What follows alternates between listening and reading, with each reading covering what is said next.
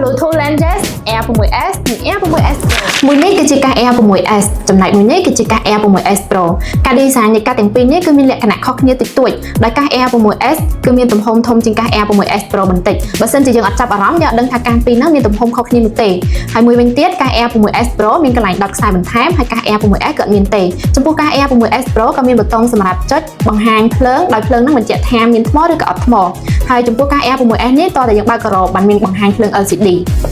នេះជារូបរាងកាយមានរូបរាងតូចស្អាតងាយស្រួលក្នុងការពាក់ក្នុងត្រចៀកហើយលក្ខណៈពិសេសនៃការទាំងពីរហ្នឹងគឺមាន sensor touch ដូចគ្នាបើសិនជាមានអ្នកខលមកយើងអាចចុចទទួលផ្ទាល់លើកាសតែម្ដងមួយវិញទៀតបើសិនជាយើងកំពុងតែស្ដាប់ចម្រៀងហ្នឹងយើងចង់បន្តឬក៏បញ្ឈប់យើងអាចបញ្ជាលើកាសតែម្ដងក៏បានតើឥឡូវយើងមកដឹងពីបច្ចេកទេសនៃការនេះវិញម្ដង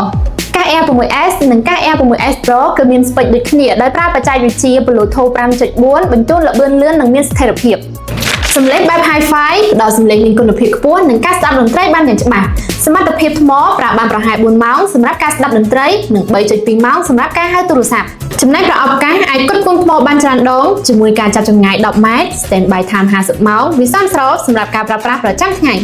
ប្រសិនបើលោកអ្នកចង់បានកាប Bluetooth ដែលមានសំឡេងល្អគុណភាពខ្ពស់និងតម្លៃសមរម្យកុំភ្លេច Lenses Air 6s និង Air 6s Pro